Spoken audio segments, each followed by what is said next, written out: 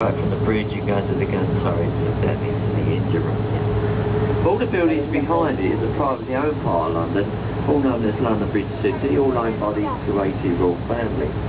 They converted all the old walls and warehouses stood along there into office space. There's hotels, bars and restaurants. A little further on, its own private hospital, and you can see it's got its own pier as well. But when these are working walls along here, this is known as the larder of London. This is where all the dairy produce is produced. But back on the right, we've got the yellow brick building. This one's on the Billions Gate Fish Market. They traded there for over 900 years. Broke initially in 1982, and they moved it to larger premises. That's down there in Canary Wharf. The only fish in that building now are the gold mines. See the weather place on the building. The blue glass building alongside of it is the headquarters and training grounds for the Winter Cleaners Association. I suppose, couldn't it? The office to the Express newspaper group. But London Bridge ahead of us. Before we get there, come up in between the buildings on your right is a tall column. It's got a lot of scaffolding around it at the moment. It's the monument to the Great Fire of London. That was designed by Sir Christopher Wren to be a candle, as it said it was a candle that started the fire in the baker's shop in Pretty Lane in 1666. This is the fourth London Bridge that stands on this site. The first one was built by the Romans over 2,000 years ago. The London Bridge before this one was built was the one we sold to the Americans. The bridge was taken down stone by stone, each stone we numbered, shipped it across the Atlantic, and it now spans Lake Havasu in the Arizona desert. That's where it is now as a tourist attraction. And the buildings on your left, Summer Cathedral. That's the third largest place of worship in London. Parts of that date back to the 14th century. Now also on the left there, in the little dockway there, is a little pirate ship. That's a replica of Sir Francis Drake's ship, the Golden Hind. Drake sailed on there, did the ship to that run around the world. It took him 3 years. He had a crew of 80 cutthroat sailors on board. But that's a sea-going ship, and it's been around the world twice, trained to Drake's voyage. In and out of the museum. This next bridge is Cannon Street Railway Bridge, built in 1866. It's the oldest of the railway bridges now across the River Thames. And if you look to your right there, you can see the Victorian Tower there, which are built on top of the station.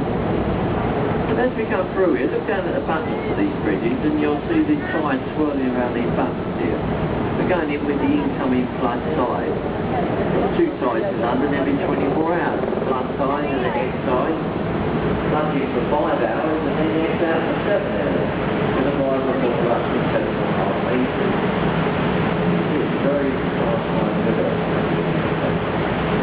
With a moss like around the wall there, gives it an idea how long it is. This next bridge is the Southern Road Bridge. In 1921, one of the least used bridges here in London.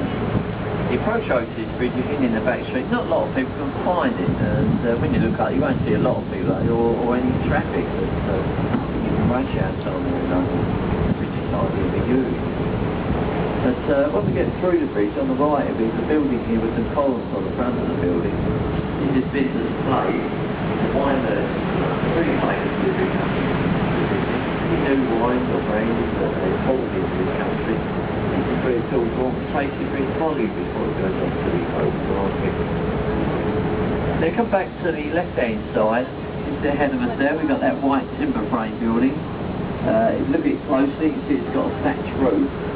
This is the replica of William Shakespeare's Globe Playhouse Theatre. The only building in London that had a thatched roof. It's the Great Fire of London, but it's open there. Look, that hatch is only around the outside part of the building. Now, because of the weather we have in this country, it only performs the close during the summer. It starts big in the May and goes on to the end of the month. So we like Shakespeare, might see one of these close to the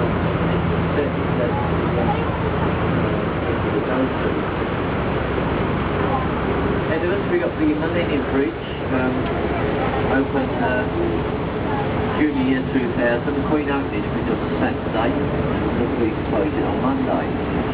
Many people showed up and wanted to cross the bridge when it first opened. It actually swayed from side to side with a lot of people on it.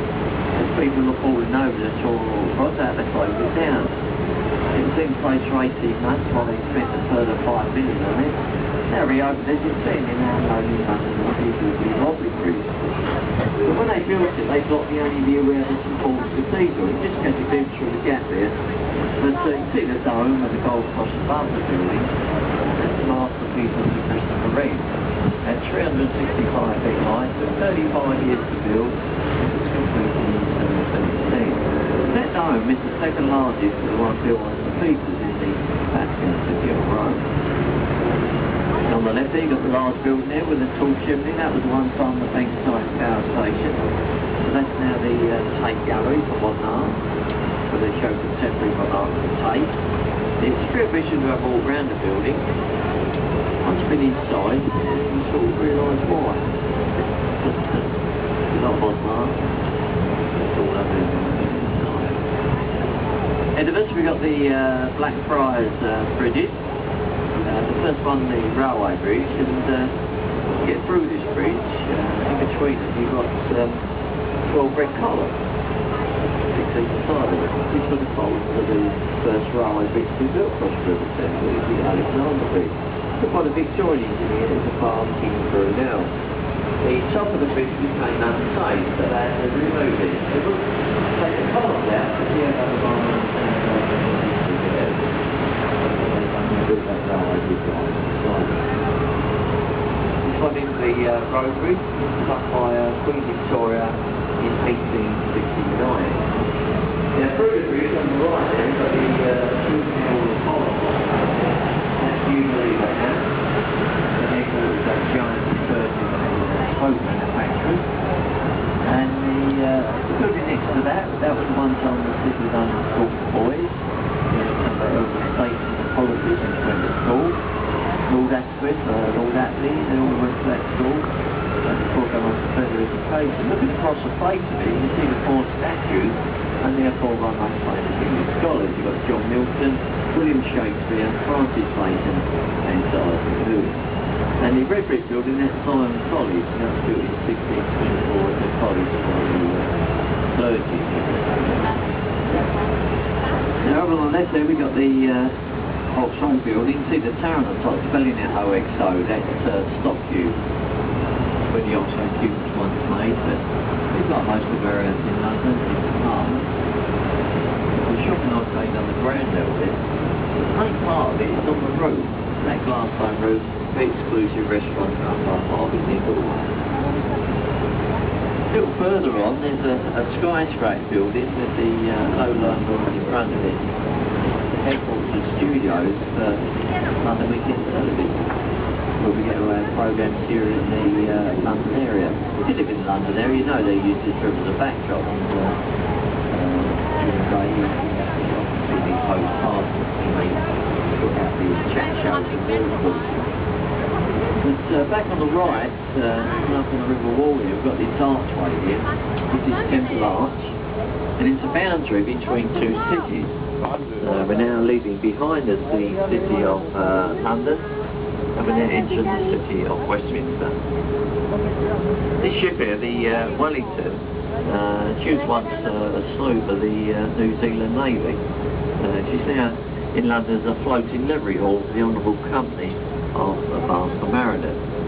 The club retired sea captains that former ship owners. Now over on the left there we've got a building there, electronic signboard. That's our National Theatre, which incorporates 3 theatres in one building. The Cottesloe, the Littleton and the Olivier. I've just found us Lawrence Olivier, all various places.